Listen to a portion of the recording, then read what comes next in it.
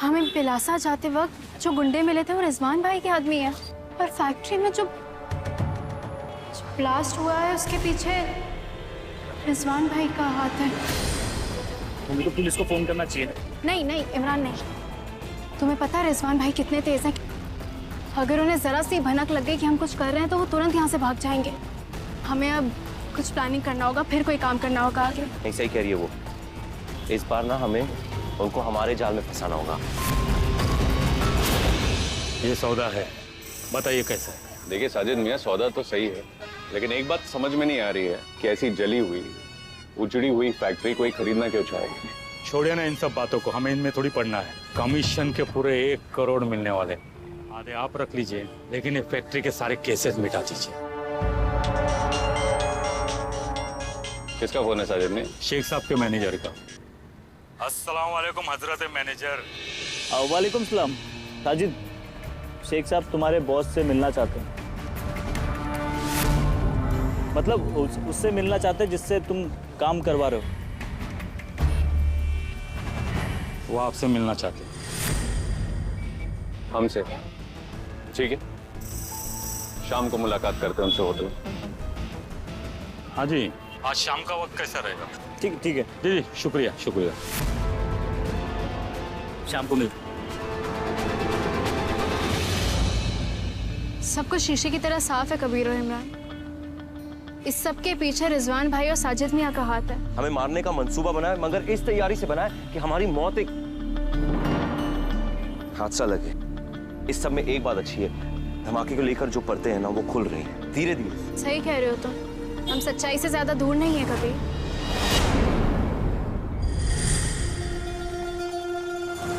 तो तुम्हें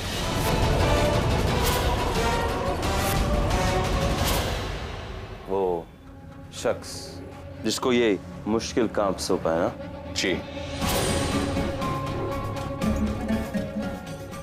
मैनेजर साहब, कौन सा मुल्क में आया? इंडिया।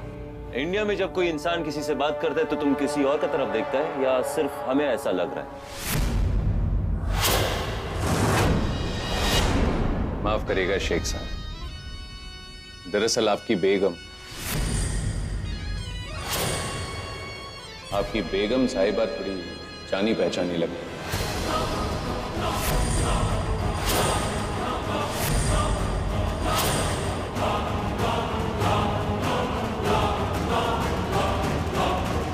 अच्छा, पहले ही बताना था ना हमको, और लोग लेके आता पहचानने के लिए। सौदा करने तो कौन आया? माफ करिएगा शेख साहब, हम दिल से माफी मांगते हैं आपसे। चलिए अब काम की बात पर आते हैं। इस फैक्ट्री से ताल्लुकात रखने वाले कोई भी काम हम रास्ते से हटाएंगे, ये हमारी जिम्मेदारी है। पहले आप ये बताएं कि पैसे रेडी? पेपर तैयार है? पेपर रेडी हैं, पैसे कहाँ पर हैं? हमारा घर जो है हमारे मुल्क में, उसके तहखाने में पैसा रखा हुआ है। फिलहाल के लिए शू हादा फिदफल भाई। अल्लाहु अकबर।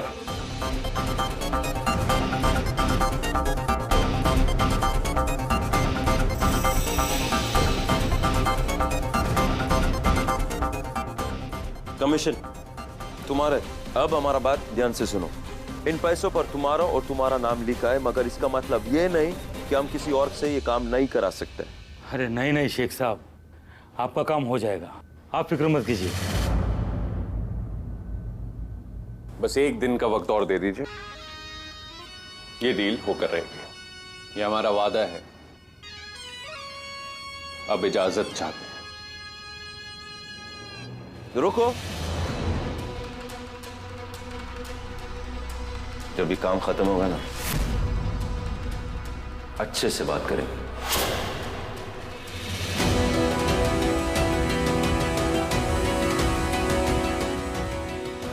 अल्लाह हाफ़िज़।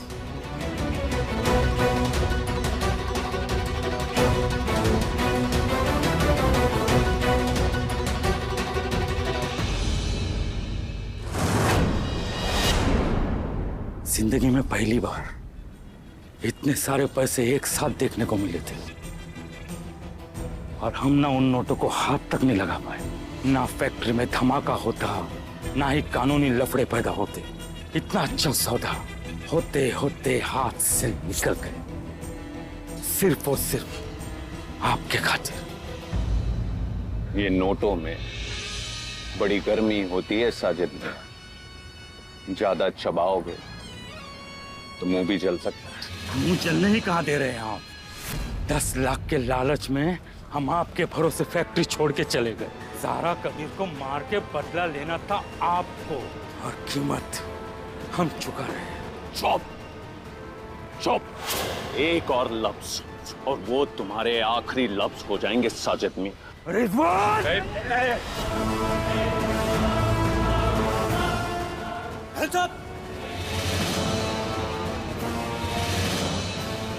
हाथ उठा, हाथ ऊपर कर, पकड़ लो इन सबको, भागने न पाए। बहुत दिनों से भाग रहा था।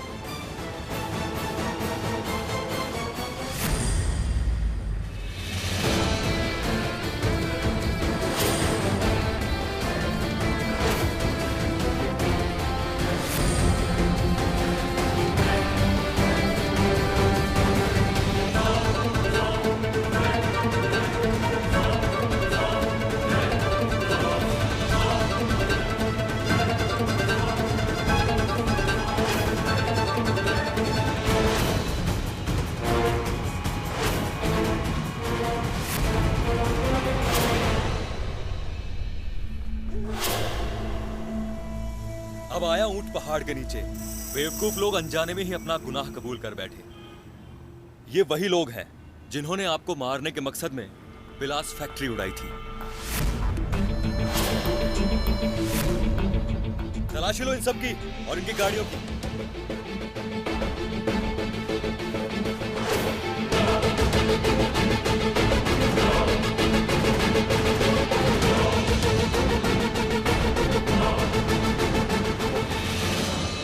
सर, ये सामान मिला।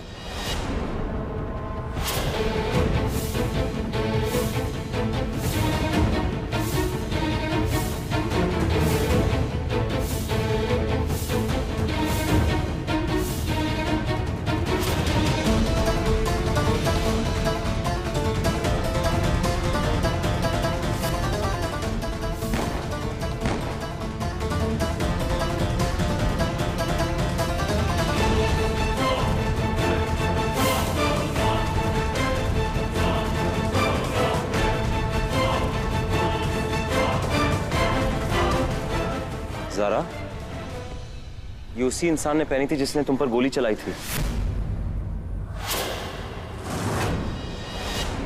ये मेरी जैकेट नहीं है।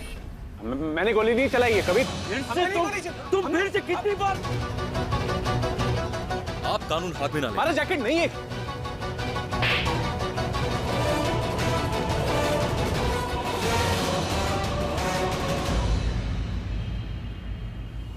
Thank you very much Zara जी।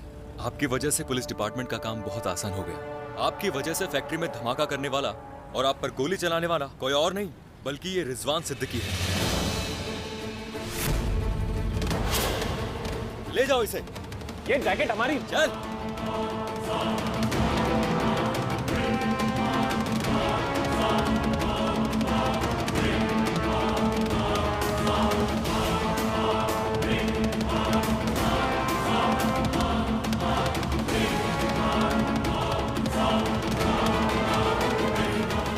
तो आखिर ये साबित हो गया कबीर कि ज़ारा पे आने वाली मुसीबत कोई कुदरती नहीं थी, सब कुछ सोची समझी साजिश थी। तुम बेकार में डर रहे थे।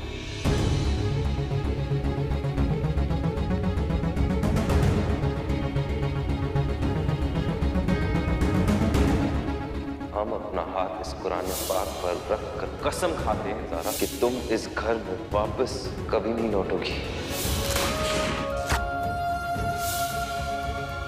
जितनी बार तुमने ज़ारा से मिलने की कोशिश की है उतनी बार उसकी तबीयत और खराब हुई है।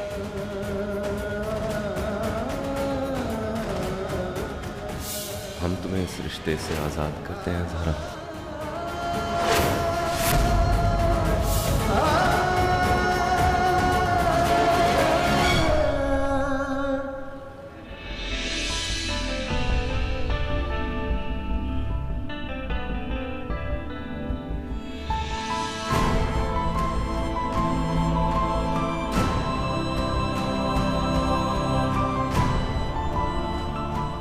चलो कबीर, घर चलते हैं।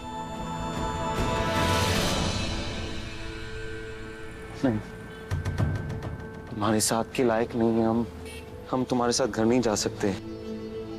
कमजोर है हम। हमें लग रहा था कि ये सब कुछ कुदरती आफत है, लेकिन एक इंसान की साजिश है।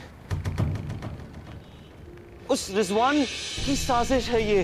तुम्हारी तबीयत क्यों खराब हो रही? तुम जानती हो जब कोमा में थी हमें लगा था ज़ारा कि ये कसम तोड़ने का नतीजा है। कभी जब कोई शख्स कोमा में होता है ना और उसकी हालत में तब्दीली हो रही होती है तो उसका दिमाग कोमा से निकलने की कोशिश कर रहा होता है। तुम हमारे पास आए और हमें शायद शिफा मिल रही होगी और तुम उसे सजा समझ बैठे। बस अफसोस हमें इस बात का है कि अगर तुम्हारे दिल में ये डर नहीं होता ना कबीर, तो हम कब के ठीक हो गए होते। तुम जानती हो हमने क्या क्या खोया इस डर की वजह से। हमारी अम्मी हमारे मिलन के आरज़ू को लेकर चली गई दुनिया से, रुखसत हो गई ज़ारा, लेकिन हम डरपोक की तरह बस सहमे हुए। इधर हमारा रिश्ता टूट गया, खुला हो गया। हमारे और तुम्हारे बीच इस पाक रिश्ते को हमने तोड़ा है ज़ारा। अफसोस करने का क्या मतलब कबीर? तुम्हें पता है हमें तुम्हारी आंखों में सच नजर आता था। तुम्हारे लफ्ज कुछ और बयां कर रहे होते थे, लेकिन तुम्हारी आंखें साफ जाहिर करती थी कि तुम ज़ारा से बिछड़ नहीं सकते। बस अफसोस इस बात का है कि एक बार आकर हमें अपने दिल की बात बताई तो होती, हमें बताया तो होता कि चल क्या रहा है कबीर, हम पे इतने सितम नहीं टूटे होते।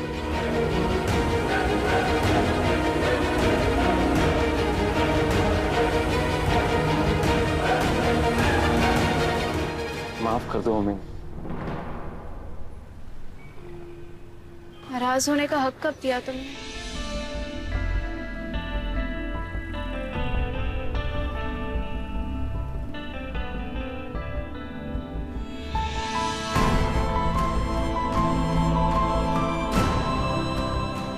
अब हो, क्योंकि तुम्हारा नाराज होना जायज है, बिल्कुल जायज है। जो कुछ तुम्हारी इस जुबान से अभी निकलेगा हम कबूल करेंगे। बोलो जो भी तुम्हारे जहन में आए, जो भी तुम्हारे मन में आए बोलो, हम सुनेंगे चुपचाप। बोलो ना, बोलो हम पागल है ज़ारा, बोल दो ना, कुछ तो बोल दो, मतलब बोल दो हम बेवकूफ है। आप खुद गर्ज हैं। कुछ भी बोलोगी ना उससे पहले इतना याद रखना कि हमने जो कुछ भी कहना वो तुम पर कोई आंच ना है इसलिए कि ज़ारा, और कुछ नहीं। तुम्हें पता है हम दिन रात क्या सोचते थे? जब तुमने रिश्ता तोड़ने की बात की तो बहुत दर्द हुआ, कुछ समझ नहीं आया। ऐसा लगा कि हमारी पूरी दुनिया किसी ने पलट के रख दी है।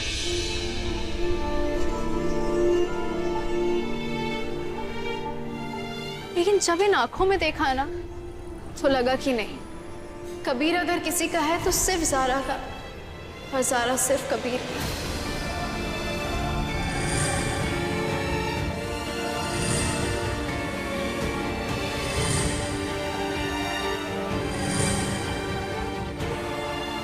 हम खुद पे एतमाद करते थे कबीर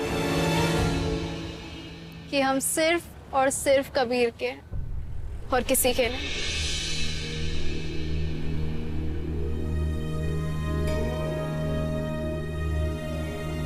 कैसे करती हो ज़ारा? इतना भरोसा मत करो।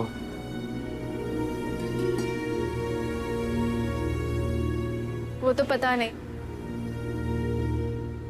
लेकिन इतना जरूर पता है कि हम तुमसे ऐसे मिले जैसे पानी में नमक। कभी हम नहीं रहे, हम तुम बन गए।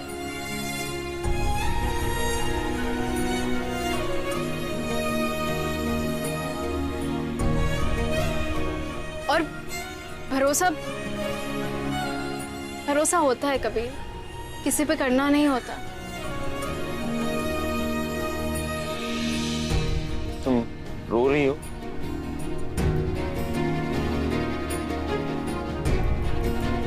नहीं नहीं रो रही हो? नहीं, मुस्कुरा रही हो? अच्छा रो रही हो, हमें माफ कर, हमें समझ नहीं आ रहा। अच्छा अरे क्या कुछ नहीं, हम ना ही रो रहे हैं और ना ही मुस्कुरा रहे हैं।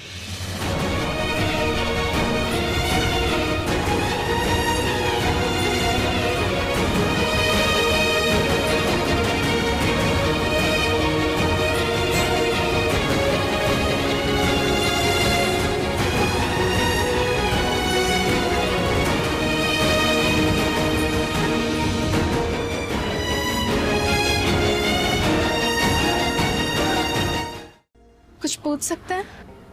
जरूर पूछो। कैसे किया तुमने ये? किसी अपने से दूर रहना आसान नहीं होता। तुमने अपना दिल इतना पत्थर कैसे बनाया?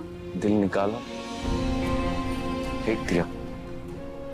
सांस लेना मुश्किल हो जाता है ज़ारा, और अंदर ना ज़ारा एक तन्हाई सी छा जाती है पूरे दिल के अंदर और काटती है बहुत। किसी अपने से दूर रहना इंसान को तोड़ देता है ना। चल जाता है वो और बिखर जाता है। हम समेटे, मतलब हमें समेटने की जरूरत होगी ना। समझ लो।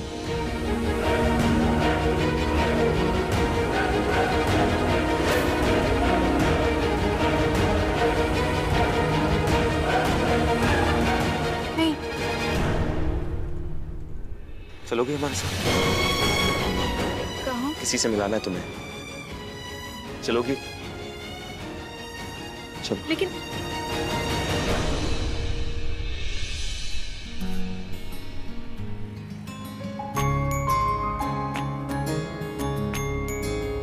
ये हंसी वादियां, ये खुला आसमां। अरे हम नजारे देख रहे हैं। अच्छा लगा मैं। और गाओ। अच्छा, अगर गाना ही सुनना है ना तो गाओ, खुद ना सुनो। तुम सच में चाहती हो कि हम गाना गाएं? बेशक। पहली बात यह है ज़ारा जी कि हमें गाना गाना आता नहीं है, और दूसरी बात यह है कि आपने हमें गाना गाना सिखाया नहीं। मौलवी कबीर अहमद साहब, अगर हम आपको सिखा भी देते ना तो आप सीखते नहीं। हमारी जान चली जाती लेकिन आप नहीं सीखते।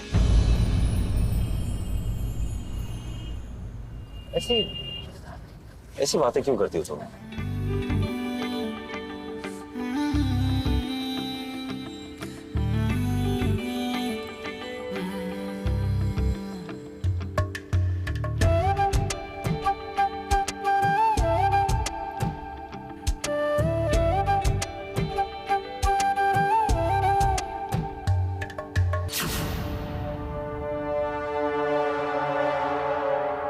हमें अपने घर लेकर आए हो। अबू से मिलना है और अबू से तुमको मिलाना है। सुनो, हम बाद में मिलेंगे उनसे, तुम अभी हमें घर। 2 मिनट लगेगा। हमें घर जाना है कबीर, प्लीज। तुम्हें घर जाना है? हर एक मंजर में तुम ही तुम हो, कोई तुम्हारे सिवा नहीं।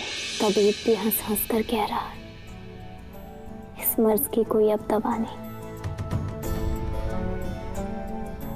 कबीर, तुम चाहे हमसे कितना ही दूर चले जाओ, अगर रहोगे तो हमारी आंखों के सामने।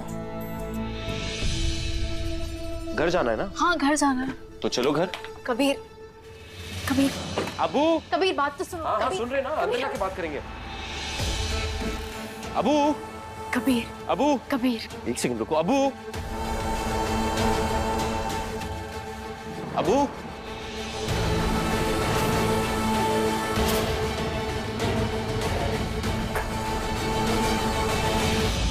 क्या हुआ कबीर?